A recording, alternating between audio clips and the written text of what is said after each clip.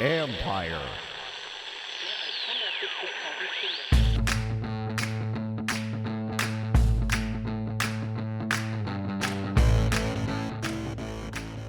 Hello and welcome to my podcast, sponsored by Lone Oak Coffee. Visit loneoakcoffee.com and use promo code COFFEE2020 for your discount for some very good coffee. Today, I have a very special guest, former Redskins quarterback Robert Griffin III. We talk about a lot of things, his journey as an NFL quarterback, which of course began in Washington. He had a lot to say. Now, here's my conversation with Robert Griffin III.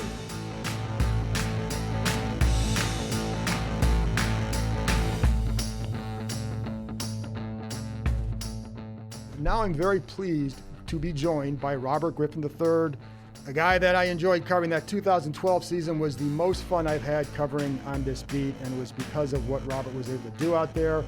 I think that was the most exciting year I've covered on this beat by far. And Robert, I appreciate you joining me. I do want to start with the tough questions because I saw a picture you posted yesterday with your 3 girls. And I'm just like, oh my God, it's been that long. What has fatherhood meant to you? How's that for a tough question? I mean, it means everything. It gives you something to strive to go out and compete and create a life and change the world for your daughters. It's a blessing. It's a blessing to be a girl dad. No matter what you do during the day or in the game or whatever happens, you come home and they hug on you and they climb all over you and they make you feel loved. See, and I have 3 boys, and when I come home, they like to rag on me. So I think it's a little bit different sometimes. But has it changed your perspective? I mean, I think being a dad always seems to change anybody's perspective. What has it done for you? Man, yeah. Your parents always tell you when you're growing up. When you have your own kids, you'll understand. And yeah, definitely understand. I don't know exactly what that means, but you created that, right? You helped create something. And it's your job to take care of it. So it's a special feeling being a father, and I'm excited about it. And I want to get into the video that you shot last week because I think it's all related to that, and I'll get to that in a few minutes because I think that's important here, and I think that probably stems from being a dad and wanting to show your kids how you want to handle certain situations and all that. I do want to get to some of the current stuff, which is the season, and how concerned are you, or what is your level of concern that we'll even be able to see you guys play this season? Yeah, to be honest with you, I try to focus on what I can control, and I know that I can't control whether or not we have an NFL season or not. Right.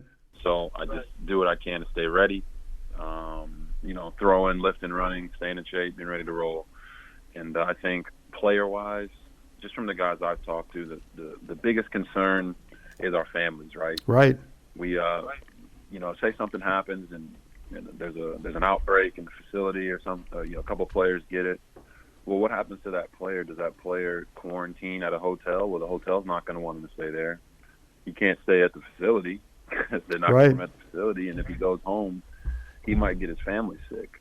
So the question is, what happens? Is that guy quarantining for 2 weeks at the hospital? I have no idea. As football players, we typically, buckle our chin strap, tie up our shoes, and put our helmet on and go play, no matter what. But with this pandemic, it's a little different because it's not just about us. It's about everyone that's close to us and around us. So I think that's a bigger concern for the players. For me, like I said, I got 3 daughters and my wife. Right.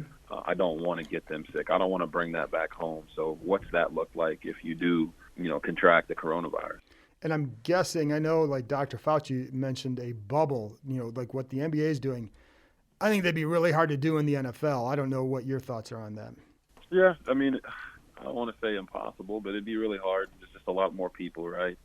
You see the success that the UFC has had and boxing have both come back, but that's one guy versus one guy, and the production team on that probably isn't as big as the production team for an NFL game, let alone college football.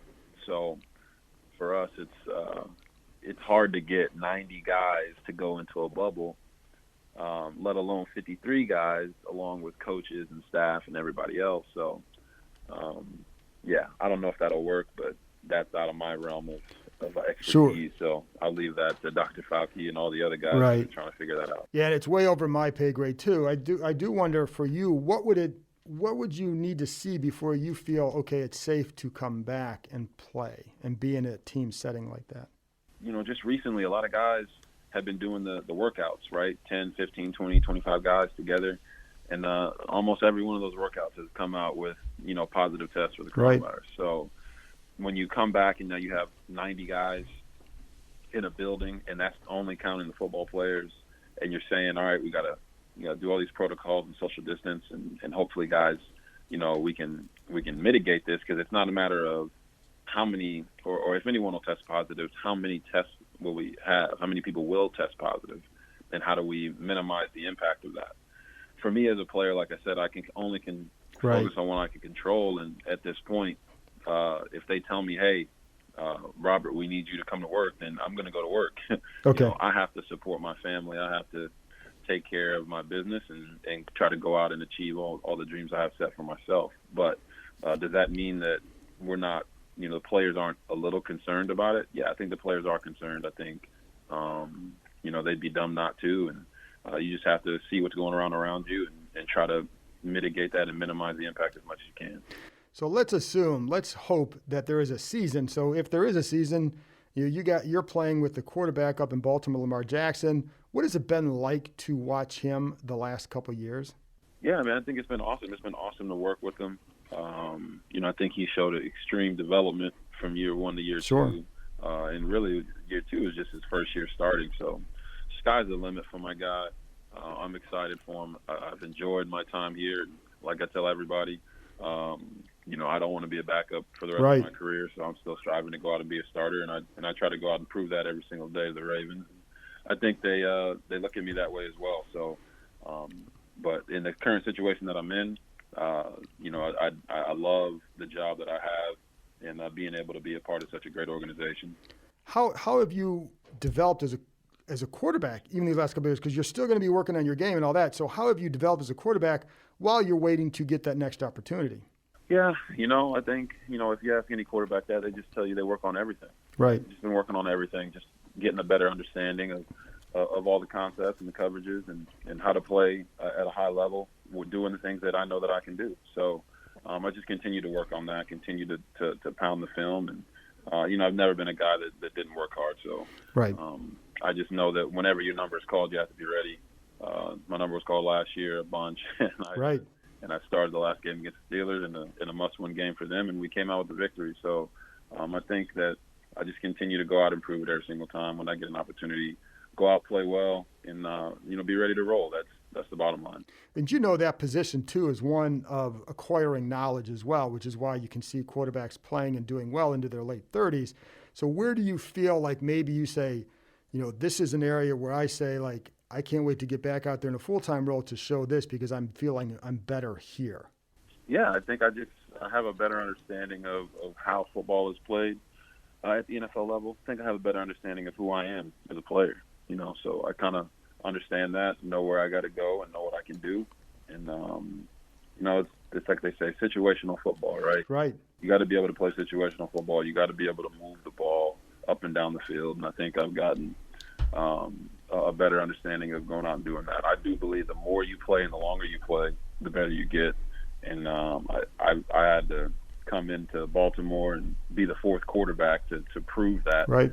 And I don't think there's very many second overall picks who are willing to do that because of, you're having to downgrade your status to try to build it back up. And that's kind of the route that I took. I looked at it as a restart for me, start from the ground up like I always have done my whole life, and come back and prove it every single day. And I think that's why the Ravens have me here. Well, Robert, and I was going to ask you that too, because I would imagine for me it would be difficult to go back and to go into a certain role knowing that, you got the Heisman, your number 2 pick, rookie of the year and all that, and then to stay in this role. What has enabled you to do that? What has enabled you to accept that? Like you said, not everybody could do that. Why have you been able to?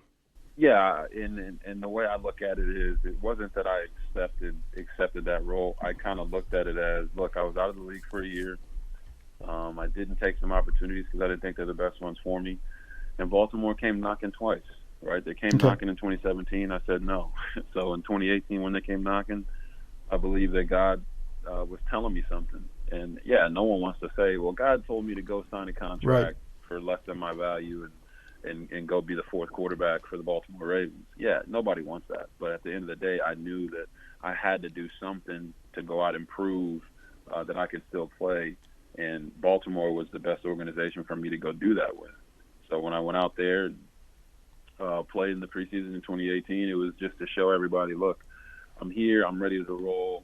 I'm not giving up on these dreams and these goals, and I can do this. And I think I proved that to Baltimore, and they brought me back after that year. And, I'm in the last year of my deal now. Right.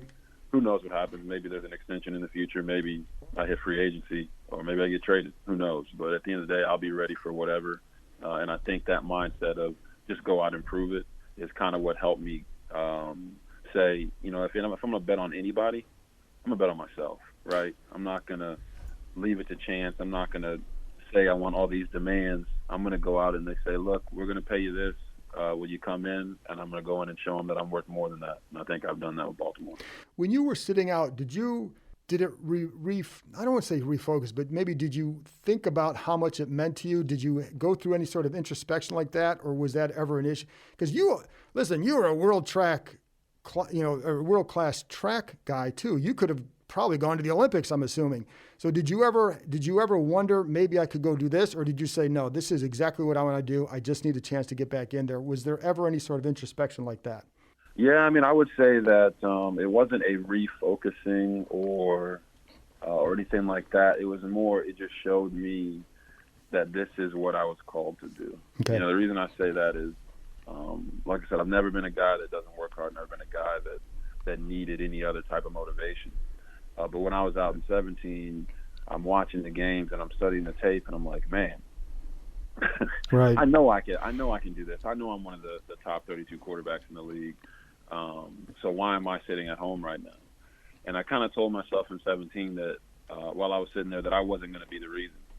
I wasn't going to be the reason that I wasn't successful. I wasn't going to be the reason that I didn't get another chance. So I kept working, and I went back to my roots a little bit. I went down to Orlando, Florida, and I worked with a coach named Brooks Johnson, track and field coach, legendary track and field coach who works there at Disney. And I trained with him. And my wife was training for the heptathlon and track and field. And I got back to, what I felt like was going to help me regain and all the confidence that I needed in my speed and my athleticism. And, yeah, there was a moment there where I'm training with Brooks, and he tells me, he said, look, man, if you want to come back to track, you can. Right. And literally as he told me that, I got a call from the Baltimore Ravens. Yeah. And the Ravens said, look, we want to bring you in for a workout. What do you think? And in my head, I'm like, man, like I'm beyond that, right? Like, right. I've accomplished enough that I shouldn't have to go do that. But at the end of the day, the workout doesn't hurt. So I went and I did the workout. And, did well, killed the workout, and they offered me a contract. And I'm sitting there and I'm talking to my wife and Coach Brooks, and I'm like, hey, what should I do? And he kind of told me, what I told you. He said, if you're going to bet on anybody, bet on yourself. Right. It's not the money you want. It's not the deal you want. But at the end of the day, you're in the door. And I think that sometimes you have to put your pride aside. You have to put other things aside to allow those doors to be open for you. And I think it was the best thing I ever did, right? The best thing I ever did was sign that contract with Baltimore and get back in the league. And, I'm looking forward to hopefully being able to play for another 10, 15 years. And that's why, I work as hard as I do. I'm not working the way I work and doing the things I do to be a backup. Sure. Because I know that I'm a starter, and I'm just trying to prove it. And I just need an opportunity. And I don't mean this to sound like silly or snide, but like because you obviously you still have confidence in yourself as a starter. Are there things that you see, because you have to have confidence to play at this level. We all know that, and at that position in particular. But are there things that you've seen in your game or in others' games where you say, like you just said, I know I can still be a starter because I see this in myself, or what else around the league? Yeah, I'm not going to critique the other guys around. Right. Without naming names, but you've seen guys on TV. Yeah. Hey, you see. Look, if you're playing the quarterback position and you don't believe that you can be the guy, then you shouldn't be playing. And it's not a shot at anyone else. It's not a Sure. demeaning to anybody else. But I know there's guys in the league who just want to be backups. I know there's guys in the league who just want to check, and I'm not that guy. I had a conversation with Kurt Warner in a pregame in 2018, and I talked to him, and he said, "Look, man, I didn't start my first game until I think it was his late 20s or early 30s." Right. And I told him, I said, "Yeah, I'm still out here working every single day because I know that I'm a starter. I'm not out here, putting in the time, working with the guys, going through the off season, doing the workouts because I want to be a backup." Right. And I think that's part of the reason that my drive is so high. I think that in 17 when I was out, my drive wasn't, man, I just need to get back in. My drive was, I know what I can do. I'm watching these guys on Sundays do what they're doing, and I know I can do that. I know I can do it better. I know I can go out there and lead a team, lead a franchise, and it's just a matter of going out and being able to do it. So what have you learned about yourself the last few years then? Anything new, or just does it reaffirm things for you? I would think that, I didn't love football when I was in college, my first year. And then I had an injury in 2009, and I kind of watched, and I saw my team struggle. And it made me fall in love with the game because I felt like I let them down. Mm-hmm. I didn't ever want that to happen again. So in 2017, when I was out, I didn't have a team to look at. Right in mm-hmm. college, you get hurt, you go through rehab, but you're right, you're around everybody. Well, in the pros, if you're not in the league, you don't have anyone to look at. You don't have anybody to feel like you let down. So I felt like I let down my family. Mm. I felt like I let down my wife and my kids because I wasn't out there doing what God had called me to do. So when I came back, it was more of, I want to be there for my team. I want to be the best that I can be, but I also want to be the best I can be for my family. And, I've had, I think last year they talked about, how good I was on scout teams, doing all this and mimicking all these other quarterbacks. And it's like, yeah, look, man, I know what I can do. Right. And I know that if I have a job, my job is to be the best at that job. Right. So, yeah, I'm not a scout team quarterback. Yeah, I'm not a backup. But in this moment, I have to go out and be the best scout team quarterback I can be, go out and be the best backup quarterback I can be. If that means going in at the end of the game and not throwing any passes because the game's over and coach wants to run the ball to kill the clock, you do that. If that means running the ball 700 times in a game because it's, raining and it's a bad weather game, you do that. So for me, it's just about going out and trying to make sure I make my family proud. I do my job. Right, I get paid to do a job, and I'm going to do it to the best of my ability so that when I get paid more to do a job, I continue to have that same mindset, and I go out and I do everything to the best of my ability.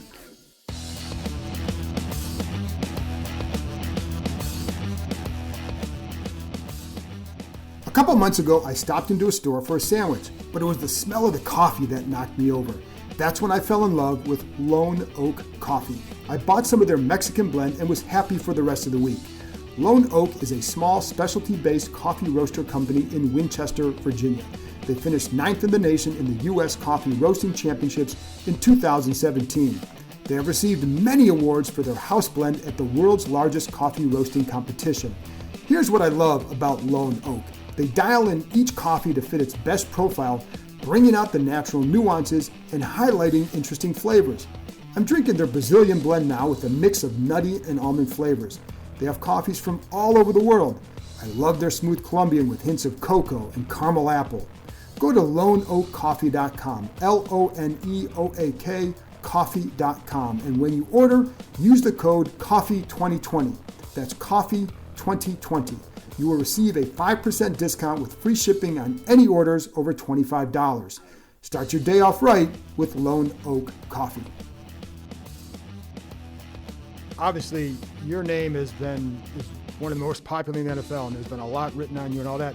So when the way you've handled this the last couple of years, how often are you having people coming up to you and saying, boy, that's not what I was expecting just because of X, Y, or Z, you know what I'm saying, or what they heard or read or whatever? Do you think that you've been able to, I don't even say change perception, but have people been pleasantly pleased or surprised? And I don't mean to be rude by asking it that way, but we know how this thing works. No, I mean I don't think you're being rude at all. And to keep it 100, the media coverage of me in Washington by you as well was part of that reason that Mm-hmm. people, as you say, might have been pleasantly surprised, Mm-hmm. or you're able to change the perspective or change the narrative. The people who've always known me have always known that I've always been this guy. The people who really sit down and look at what happened in Washington know exactly why that happened. And from what I've learned is obviously how to navigate it and how to just be yourself and let the rest of it take care of itself. So when I got to Baltimore, to be honest, part of the reason I was out of the league was because of that bad perception. So Mm-hmm. I was in 17. I was pretty upset about that because I know the person that I am and the teammate that I am, and I've had that echoed to me by teammates, Right. that it was unfair that I had that perception. So when I got to Baltimore, they just kind of brought me in and said, "Look, man, go be yourself. We got your back, and hopefully you can show us that you can make this team." And I went and I did that, and I think I've proven to the Baltimore Ravens and hopefully to the rest of the league that the whatever happened in Washington wasn't a byproduct of me not working hard, wasn't a byproduct of me being a bad teammate or any of the negative things that were written. That was just a byproduct of an angry coach, and that's just the bottom line. So I think I've proven to the Ravens and to the rest of the league that my character is always been what it has been from when I came out of college, and I'm a hardworking, dedicated person who's going to do whatever he has to do to help the team win. Very few people can understand the situation you were in, where there's so much, the hype around you, the Heisman, the first year, and there's so much attention on you, and it swings from one extreme to another. What's it like to be scrutinized to that degree? I think it's part of it, right? When you coming out of college and you have all the excitement and all the hype, and then you go out and you deliver, right? You deliver and your team wins the division. You win Rookie of the Year, and then you have a bad injury, right? So I think it was all part of it. The scrutiny wasn't an issue. I think, organizationally, you have to have everybody has to have the same vision, and right. Unfortunately, that just wasn't the case. I don't think that's lost on anybody at this point. Right. I go back and I looked at that 2012 season, 2013 playoffs. In the past, I don't anymore, but I look at it in the past and I'm like, man, like you watch the tape and you're like, wow, I was really hurt. Right. Right. And I think the thing that you take away from it is you don't. It's tough to put a young man in that position, and I'm 30 and I'm still a young man, but I understand that better now. And I wish it had gone differently, but it didn't, and that's the bottom line. So I don't really sit here and cry over spilled right. milk. And you move on from it, you learn from it, and you understand that there were a lot more factors in play that were going on there. For me, the bottom line was I got hurt, and I got hurt one too many times, and it didn't work out for me. It wasn't meant for me to be a Washington Redskin for my whole career. That's the way I look at it. Now, there's learning experiences from that. Right. Yeah. Do you wish that everybody was aligned? Yes. But at the end of the day, they weren't, and that's just the bottom line. You have to move on from it. And I think I've done a good job of that, moving on to Baltimore, and really just maximizing the opportunity that I have with such a great organization. And I don't want to focus completely on this, but since we are talking about it, but I am curious with the injury, how long did it take you to move past that? Because it's such an altering point in your career. Mentally move past that. 2017 year. Yeah, no doubt. Okay. I think I've said this before. I think it was the year out of football. 2017 kind of allowed me to let all that stuff go. It's you just anybody in life, you can't let something hold you down like that. If things don't go your way, right? It's one thing if things don't go your way and you didn't try. It's one thing if things didn't go your way and you didn't put in the effort or the work. It's another thing when you do those things and it still doesn't go your way. Right. Well, guess what? You still have to move on. You still have to understand that if you quit or you give up, you don't know how close you could have been to success. So I think that's the way I looked at it. I moved on to Cleveland after I left Right. Washington, and I broke my shoulder. Right. And you're like, man, I put all this work in. You go out, you kill it, getting prepared, and everybody's excited for the season, and you break your shoulder. And there's nothing I can do about that. That's just a thing that happened. So after that, I got released, and I was a free agent in 17. I'm sitting there thinking to myself, look, I know I have the talent. I just have to stay healthy, and I just need an opportunity to do that. And it's just about a team taking a chance on you or giving you an opportunity that you earned. And I didn't get that in 17. I didn't get the proper opportunity. In 2018, I didn't get the proper opportunity that I would have liked. But at the end of the day, I got an opportunity and I maximized it. I made the most of it. And funny story about that is that in 2018 in the preseason, we were going into, I think we had the Hall of Fame game that year, and we were going into our fourth preseason game, and Coach kind of sat me down before the week and told me I wasn't going to play that week against the Dolphins. So I didn't get a rep all week.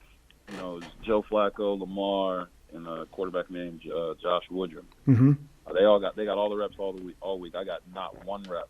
So after practice, I kept working. I was going through all the plays from practice, after practice, and guys were looking at me like, man, what are you doing? You're not even playing this week. I said, yeah, I'm just making sure I stay ready. You never know. Well, I got a call the morning of the game, and Coach told me I was starting. So he ended up sitting Joe Flacco, and then he wanted me to start, and Lamar went in second.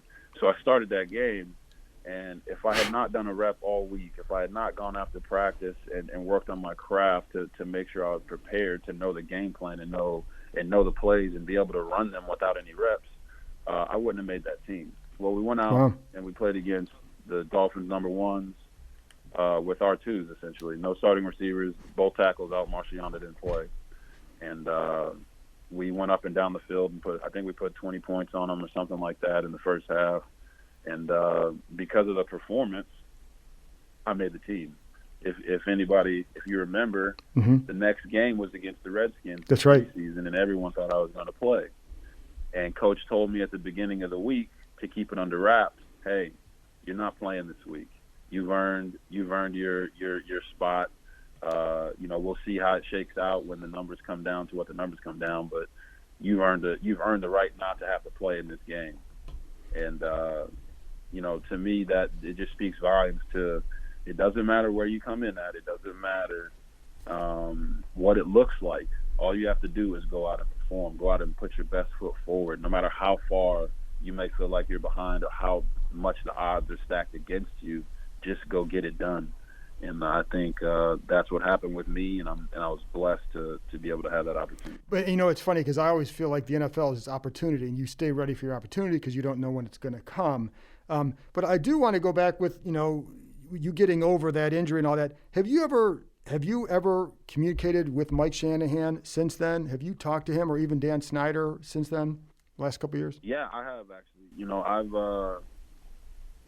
It's funny, no one ever really asked that question, but I have. I reached out to Mike, and unfortunately, I didn't get a response. But I have talked with Kyle since then, and Kyle has responded. And immediately after that, I think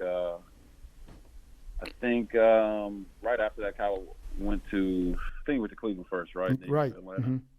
And when I saw him in Atlanta, I talked to him, and I reached out to him, to wish him Happy Father's Day, things like that.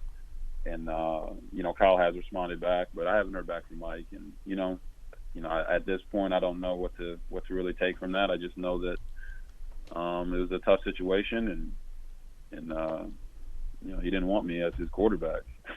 Yeah, from day one, and that's it is what it is. At the end of the day, I'm not holding any grudges against anybody. I've tried to mend all those fences and be the best person that I can be, and understand from the mistakes that I made and rectify them, and you go on from there. What would you have wanted talk to him? Or what would you even say to him at this point? You know, just I know I mean, from my understanding, I think Mike still wants to coach, and you know, I just echo to him that I support him. Mm-hmm. I support him in his strive to get back in the game and do his thing. And I would hope that he would support me as well in my strive to go out and be a starter again. I think that's just what it comes down to at the end of the day. To bring it back to kind of the things that are going on in the world right now. It's not about holding grudges or preconceived notions, and you just have to move on with your life and try to be the best person that you can be. And that's not kicking a man when he's down. That's not trying to hold a man down. That's trying to build him up. That's trying to lift him up and give them opportunities. So, I'm here to support and help him in any type of way that he needs, and hopefully he's willing to do the same for me. And if not, you continue to do what you do, and you can continue to try to be the best person you can be. And while appreciating that maturity, do you look back and just wonder how much personal ego ever played a role in that whole situation? I don't. Okay. Just because I don't look at it that way anymore. Okay. Or at all, because like you said, I think it's been well documented what kind of went on there, and that was a power struggle between the owner and the coach, and I got stuck in the middle. Yep. So it's really tough to be an African American quarterback in the NFL, and you see nowadays, like I think our past two MVPs have been African American. You got my guy Russell Wilson, going out there doing their thing, and it's starting to turn the tide. But African American quarterbacks have always been scrutinized in a different way, whether people would like to admit that or not, and that's part of this conversation. It's part of the systemic racism. It's part of prejudice. It's part of those stereotypes that we're trying to eliminate. And at the end of the day, I think that played a role. I don't know on an individual level. I'm not calling anybody anything. No, I got you. It played a role. I know it played a role somehow. And at the end of the day, it was a power struggle between the owner and the head coach. And I had no idea what was going on. And I paid for it. At the end of the day, I paid for it. But I think that that experience has made me a better man. It's made me a better leader. It's helped me in steering as much as I possibly can, my teammate Lamar Jackson in the right direction. Right, Lamar's his own man, and I respect him for it. But the advice I've been able to give him and those conversations that we've been able to have, I've only been able to have them because of the experience that I had. And I don't think anybody wants that experience, but at the end of the day, you have to maximize your experiences in this life. And I think I've tried to do that to the best of my ability, and give that to the Ravens the best way I can. Have you talked to Dwayne Haskins? I have, and I talked to him after that preseason game on the field, and I was hoping to be able to work with him and Bryson Spinner, the quarterback coach, this offseason, but obviously the coronavirus had other ideas. So I've actually been stuck in Texas for the past 3 months, and I was stuck in California for 2 months before that. So I haven't had a chance to really reconnect with him, to work with him on quarterback stuff. But as far as giving Dwayne advice or anything like that, I try not to bother guys, because I had a quarterback one time tell me in a preseason game that don't trust anybody, don't do this, don't do that, because they're out to get you. And I thought that was actually detrimental. I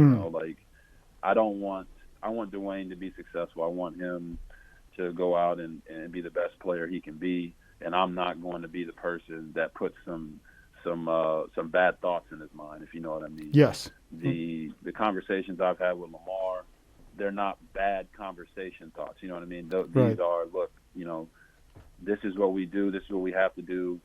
This is a blessing to be with the Baltimore Ravens, a true world-class organization. They got your back. There's no better place for you to have been drafted than Baltimore. And then questions about, life, reads, how do you do this? What would you do here? What do you think about this? Those are the conversations. It's not conversations about Gotcha. don't trust anybody, don't do this, don't do that. That would be counterproductive at some point. Yeah, that's not the way to do it. You know what I mean? So, if Dwayne wants to talk to me about anything, we follow each other on social. He knows how to get in contact with me, and I leave it at that.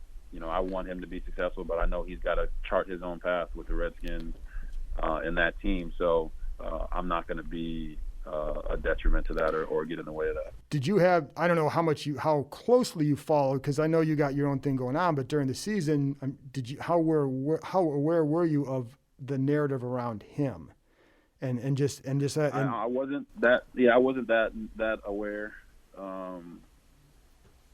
about the narrative around him. So you'd have to kind of educate me about that. Well, and it wasn't widespread. It was a couple things, and some of it was about, the way he was working, or how things get out, and whether it was, wasn't playing well, and the coach. With Jay Gruden, didn't get along with the coach. Jay didn't really want him, et cetera. So it was not the easiest first year for him. I think he's responded very well.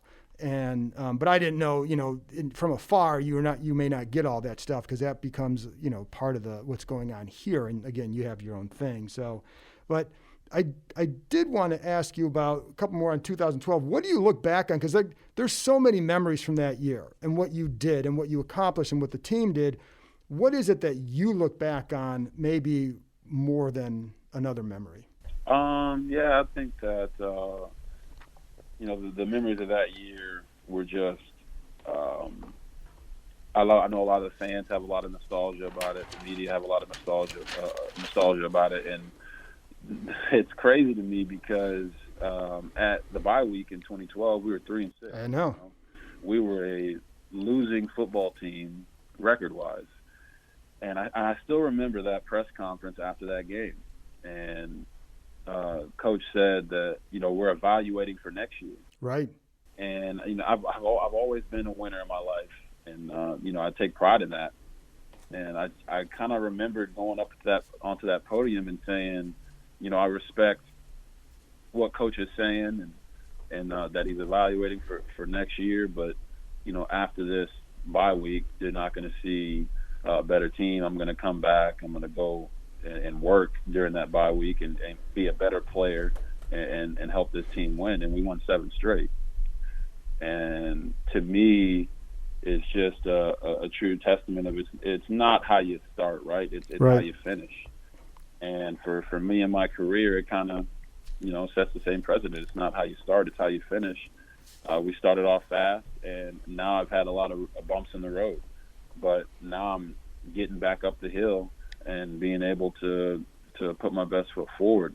So that 2012 year was phenomenal. I really enjoyed my teammates and, Alfred Morris, Darrell Young, Niles Paul, and even the guys that I feel like have betrayed me over time, the Chris Cooley's, the Santana Mosses. These guys, they opened me they welcomed me with open arms in 2012.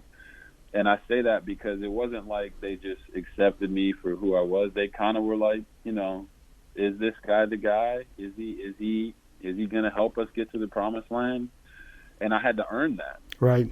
And after I earned that in the midst of that year, I was voted a captain, right? I think the team voted me a captain as the first rookie under Shanahan's rule to become a captain. And I just remember those guys every day during that year talking to me about those types of things. And I remember Chris Cooley defending me in 2012 and in early 2013. And I remember Santana Moss being that guy that had my back in 2012 and 2013. And that meant a lot to me, So it's a testament to all the rookies that when they come in, sometimes the vets are going to look at you and say, is he the guy? Can he get it done?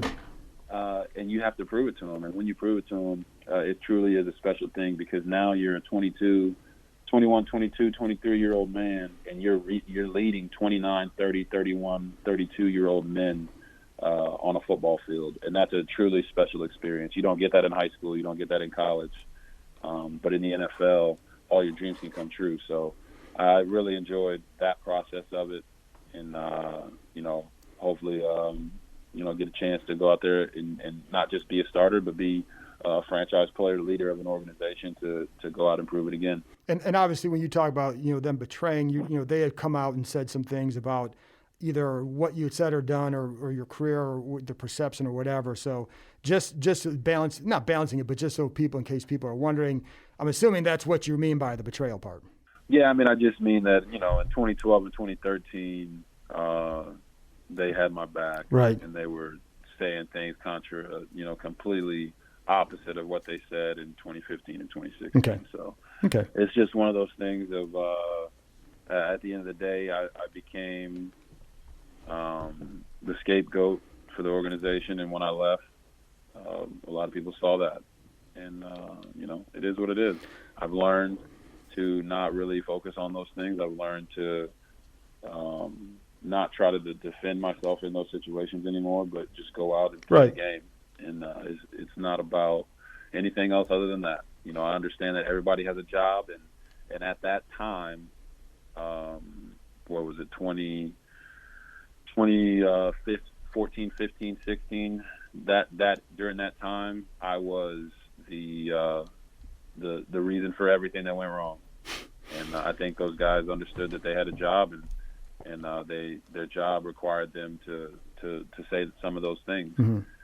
And I've had conversations with them since, and that's kind of what they've echoed to me. So it is what it is. Everybody's got to try to make their money how they have to try to make their money. I just wish it wasn't to try to tear me down. Right. But at the end of the day, I'm still here.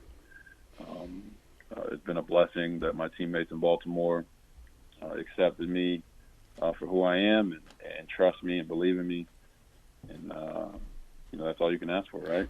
Right, and I do want to get to that video real quick. You had said, did you talk to Dan, and what were those discussions like? Yeah, I mean, not like that. Just similar conversation to Shanahan or any other professional that you're trying to reach out to, say Happy Father's Day to, whatever it may be. But Dan's focused on running the team. You got Dwayne Haskins, new head coach, all these different things. So I don't really bother with all that. And I got a great owner with the Ravens, and Steve Bisciotti, who trusts me, believes in me, and talks to me about a lot of different things, from football to the social reforms that is going on right now. So it's not about any of that, but at the end of the day, we're all trying to do the same thing, and that's make this world a better place. Absolutely. And this is the last question before I'm going to get to that, just for a couple minutes, and you are so generous with your time, and I appreciate it. The one thing is a quarterback, too, because I know you've talked about this before, about protecting yourself better. So when you get back out there as a starter, do you feel that you say, hey, I know how to protect myself better? Or because you've always played a certain way with a certain mindset, do you feel you're in a better position to do that? Because that's clearly, the injuries have been something that have held you back. No, I mean, I think that I've learned how to protect myself, and I know who I am as a player. So, people keep bringing up the injury thing, and the bottom line is, like I said this before, Matthew Stafford started off his career with a ton of injuries, right? And he's been healthy. He's been healthy for an extended period of time ever since. So it's just a matter of who you're willing to wait for. And I didn't get that opportunity. They didn't wait for me.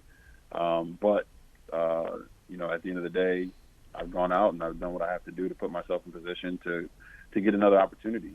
And, I know how to stay healthy. I've stayed healthy over the course of the past couple seasons, and I look forward to doing that for the foreseeable future.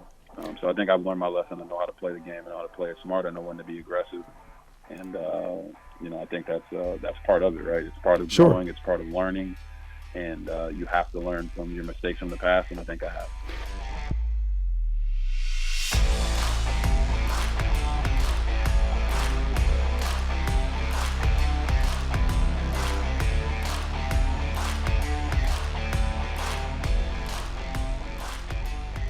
The video, 6 minutes and 53 seconds on your Twitter feed. For people who didn't see it, I think it was like last Thursday or Friday maybe. that you put it out there. And it's obviously about a lot of what's going on in society for you as an African-American man, and just African-American, and about the protests. Are you offended, or affected, excuse me, not offended, when you stand up on game day? Are you standing up for me just on game day or when I'm mistreated? What was the inspiration? I think we know the inspiration behind it, but why did you want to do the video? And again, I go back to your daughters. Is this something when you look at your daughters, do you feel a different responsibility to make that kind of a video? Yeah, I think the video was inspired, obviously, by what's been going on Right. in the world. And to the Ravens' credit, just a phenomenal organization. They kind of sat us down and wanted us to just provide them with how we felt about everything. So they talked to a couple vets, obviously head coach and the owner and the GM, and they told us, look, we're not going to give you a script. We just want you to talk to us about what's on your heart. And I thought, man, that's a lot. Like, this could be forever. This could take 30 minutes, an hour, 2 hours, 5 hours to kind of just pour all of that out into one message. So I kind of, I talked to my wife, and we kind of decided, I just kind of want to know what I want to hit and what I want to talk about. And we talked about it in what direction. And then when we shot the video, the Ravens used pieces of the video as part of a bigger video that they posted, the week before. And I kind of just asked them, I said, can I have my video in total so I can post it on my own? And before we shot the video, I started going, and I just went, and I went for about 7 minutes, and I did it all in one take. Wow! I felt like it came from the heart, and that's why the message came out so clear. Because It's easy to talk about what you know, right? It's easy to talk about what you're passionate about, and as you said, a part of it is you want to make the world a better place for your daughters. Another part of it is I think that it's important that we stay genuine. We stay genuine with what we say. This isn't about saying the right thing because it's the right thing to say. This isn't about saying the right thing because it's now culturally cool or acceptable to say it. It's about backing up your words with actions. So for me and my wife, we started this initiative with our foundation called the This Is For Us initiative, where we can go in and we can build up the Black communities. We can go in and we can work with the local and state governments to change the laws that need to be changed in order for things like police brutality, systemic racism, racism in general, and prejudice. We can knock those things out, not only by educating people, but also by providing action that makes it harder for those things to happen, to eliminate them, right? So I think that as I saw the amount of statements that were going out, and I saw the amount of people that were speaking up and saying something, I thought it was important to put a face behind the words, because you can tell when someone is genuine when they're talking. Right. You can tell if they really mean it.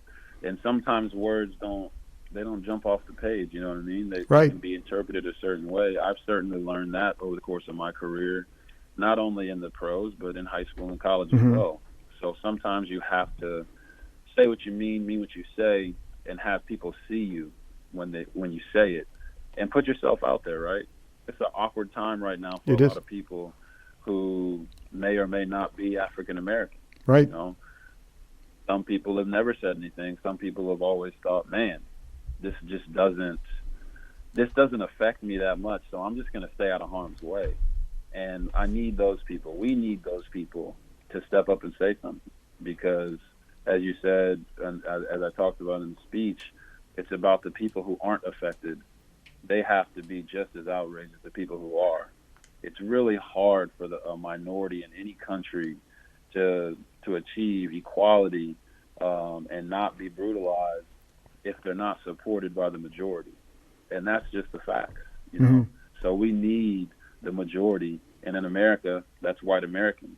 We need them to be supported. We need them to step up and say something. We need them to help us so that we can make America what it was always meant to be. Because that's what I want for my kids. Right. I want to have a son, but right now I've got 3 daughters, and I don't want them to have the same conversations with their kids that I'm set up to have right now. It's one thing to tell your child that you have to work harder than the person next to you so that you can be successful. There's nothing wrong with that. It's another thing to tell them that you have to work 5 times harder than the person next to you because they're white. And that's what we don't want. We don't want you to be judged, anyone to be judged by the color of their skin. We don't want African Americans to be judged because of the color of their skin. We don't want their resumes to be turned down because their name is spelled funny. We want them to have opportunities. Right. We want them to go out and be able to achieve all their dreams. And I think that's what it's about. Is that video really going to change the world? I don't know, but I'm trying, and I know there's a lot of other people out there who are also trying, and that's what we're trying to get across. We just need help so we can change this world for the better. And obviously, one video isn't going to do it, but it's the mindset behind it, I think, that changes it. And if more people see it, it at least starts a conversation. And I think, especially someone as an older white male in the media business, it makes you, because I've even talked to people at the Redskins, like, is there something on this end that can be done better, et cetera. So I think it does start conversations. Like I said, it's the mindset too. So with your mindset, is there something where you say in the future, I want to do more of this, whether it's getting, when your playing career is done, getting involved with politics, becoming more a strong community leader? What has it changed how you see the vision for your future? Yeah, I mean, I think I've had those conversations a little bit. I've always believed that politics isn't something that you pick. There are people who have been career politicians, and a lot of them end up being the president of the United States. It's just the route that they go. Right. But for me, I don't think that I'm going to pick politics. It's just something of, I want to be able to go out and embark on change and enact change in communities. And from there, it grows into something that turns into politics, and it does. But it's not something that I'm going to just set out as this is the goal, because I know that it takes more than one person. It takes more than one person to change the world. Right. So I want it to be inclusive, right? I know the black community needs help. I'm part of that black community, and I need the other communities to step in, especially the white community. Right. Right. So for me, it's not to say, look, one day I want to be president of the United States. It's not to say one day I want to be this global leader of something. It's to say that I just want to help change. And if it turns into something like that, then it does. If it doesn't, I just know that I'm going to continue to go out and try to be the best person I can be and try to enact the most change in the world to leave a mark on it. Well, I'll be honest. I was shocked that you just said it was a one-take video for 7 minutes, because I've had to do 1-minute stand-ups for SportsCenter, and it's to speak without having a clear pause sometimes is really difficult. So that really must have just flowed right from the heart. And that's I just want to end on that one, but it really did seem it just flowed from the heart then. I appreciate that, and like I said, it's easy to talk when it's something that's been on your heart. I don't want anyone to think that any of this talk about the Redskins or anything that happened during my tenure there, should be the focus. The focus should always be on what we're doing to enact change, on what the world is really going through right now. And, eventually someday, John, I'll write a book, right? I'll write a book and I'll tell everybody what they want to know about what happened in Washington. But right now is not the time for that. We can be reflective on it. We can talk about what happened in generalizations and try to move on from them and move forward. And that's all fine and dandy. But at the end of the day, we want to keep the focus on going out and helping our America be the best America it can be, and enact the change that needs to happen. So, for me, like I said, I control what I can. I'm going to try to do everything I possibly can to help change happen, and be ready for the Baltimore Ravens to play quarterback whenever they need me. And that's all you can do, Robert. And like I said, when I asked you to come on, I didn't want to get into a finger pointing thing in that, because I don't think that's going to accomplish anything at this point. And it's as much I think your journey has always intrigued me, because it's been such a swing and you've gone through so many things that I think, like I said, I'm fascinated by your journey, because that's, I'm a believer. That's what I always tell my kids. it's about a journey. It's not the destination, it's the journey. And the journey helps you get to that destination, but it also shapes who you are as a person along the way. And so that was my desire to get you on here, was to talk about that journey. So I really, really appreciate you spending so much time with me doing that, Robert. No problem, John. And honestly, I got to tell you, I think that over the years, I think I've seen a change in you as well, just from the regards of what happened while I was in Washington. And I want to say, I thank you for that, for seeing things for kind of what they were, and understanding that part of that journey, that life that we're talking about, part of that journey, sometimes there's going to be things that are out of your control. Yep. But it's how you respond to those things that determine what you do, right? And so I'm sitting here, I believe this is year 8 or year 7, year 8, and everything that happened to me in year 1, 2, or 3 could have destroyed me as a player, could have destroyed me as a man, and all it did was make me stronger. So I think that's kind of the direction and the way I look at things for the people who are looking for inspiration. Don't let something that happens to you destroy you. And I appreciate you for bringing me on, talking me through it, and understanding that, like, it's not a finger-pointing thing. It's not about that. It's about talking about the journey and understanding what happened, what you can do better, what you can do to learn from it, and then going out and doing that. There you go. I appreciate you for that. No, Robert, I thank you for saying that, and it's my pleasure. So I greatly appreciate that. You should write his book with him. Yeah. If you need a ghost author or anything like that, if you need someone to transcribe, I can help you out with that. So, but I appreciate, I do appreciate that, and I would look forward to reading that someday, as you know I will. So, but yeah, like I said, I think Urban Meyer's book, he says event plus response equals outcome, and that's what you're doing here. So it's nice to hear that you feel like you're in a really good spot. I appreciate you, brother. Thanks, man. Continue. Good luck. All right, you too. God bless. Thank you. You too.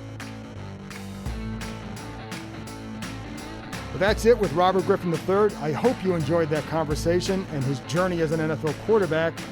I know he remains a somewhat controversial person in Redskins lore. Let's talk about it on the next podcast. Hit me up with your thoughts on Twitter about what you heard. And don't forget to visit loneoakcoffee.com. Use promo code COFFEE2020 for a discount on some excellent coffee. Talk to you next time.